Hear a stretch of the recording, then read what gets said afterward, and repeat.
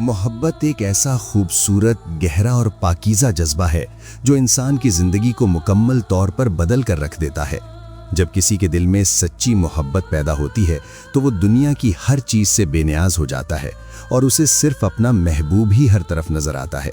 लेकिन बाज़ औक़ात ज़िंदगी में ऐसा कठिन मोड़ भी आ जाता है कि जिससे हम बेपनाह मोहब्बत करते हैं वो हमारी मोहब्बत को समझ नहीं पाता, हमसे रूठ जाता है या किसी गलत फहमी की वजह से हमसे कोसों दूर चला जाता है। ऐसे में इंसान का दिल बुरी तरह टूट जाता है और वो हर वक्त बेचैनी, उदासी और इज़्तिराब का शिकार रहता है।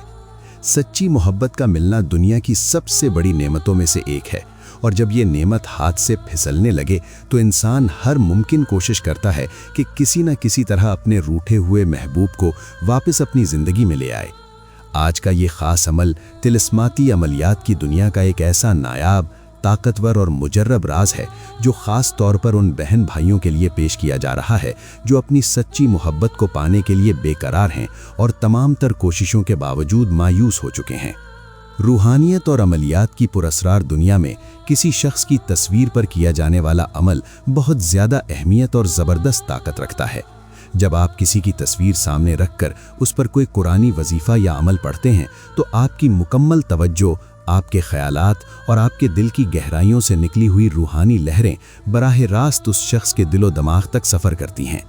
तस्वीर दरअसल एक ऐसा पुल या ज़रिया है जिससे आपका रूहानी और क़ल्बी राब्ता उस शख्स के साथ फ़ौरी तौर पर कायम हो जाता है।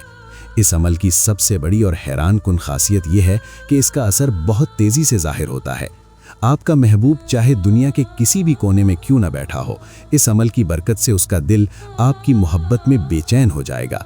उसके जहन में सिर्फ आपके ख्यालात गर्दिश करने लगेंगे और वो हर रुकावट तोड़कर आपसे राब्ता करने पर मजबूर हो जाएगा।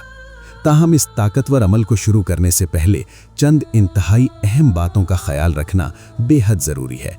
सबसे पहली और बुनियादी शर्त यह है कि आपका मकसद बिल्कुल जायज़ और पाकीज़ा होना चाहिए। यानी आप ये अमल सिर्फ और सिर्फ शादी की नीयत से या अपने नाराज़ शौहर या बीवी को मनाने और घर बसाने के लिए कर सकते हैं। किसी को नाजायज़ तंग करने, खेल तमाशे या महज वक्ती कशिश के लिए इस बाबरकत वजीफ़े का इस्तेमाल हरगिज़ ना करें, वरना इसका कोई फ़ायदा नहीं होगा और उल्टा रूहानी नुकसान का सामना भी करना पड़ सकता है। दूसरी अहम तरीन बात यह है कि अमल के दौरान आपका अल्लाह की ज़ात पर कामिल यकीन होना चाहिए। शक और वसवसे इंसान के आमाल और दुआओं की ताकत को कमज़ोर कर देते हैं। तो चलें अब मैं आप बहन और भाइयों को वजीफ़ा करने का तरीक़ाकार बताता हूँ। ये अमल आपने रात के वक्त इशा की नमाज के बाद करना है। इस अमल की मुद्दत मुसलसल 11 दिन है।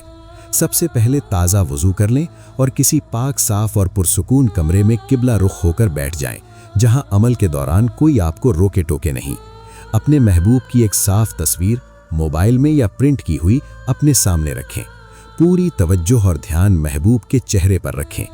अमल के आगाज़ में 11 मरतबा कोई सा भी दरूद शरीफ, बेहतर है कि दरूद इब्राहिमी पढ़ें। इसके बाद अल्लाह ताला के ये 2 इंतहाई बाबरकत और जलाली नाम या वदूदो या मुजीबो 313 मरतबा पढ़ें।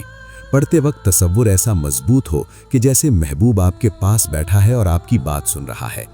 आखिर में दोबारा 11 मरतबा वही दरूद शरीफ पढ़ें जो शुरू में पढ़ा था। अब महबूब की तस्वीर पर 3 मरतबा फूंक मारें, दम करें और अल्लाह ताला से रोकर आजिज़ी के साथ अपने जायज़ मकसद और मोहब्बत को पाने की दुआ करें। इंशाअल्लाह 11 दिन मुकम्मल होने से पहले ही महबूब की तरफ से राब्ते और मोहब्बत की वाज़ेह निशानियां मिलना शुरू हो जाएंगी। ख़वातीन के मखसूस अय्याम में ये अमल रोक दें और बाद में गिनती पूरी कर लें। अब मुझे इजाज़त दें, फिर एक और वजीफ़े में मिलेंगे। तब तक के लिए अल्लाह हाफ़िज़।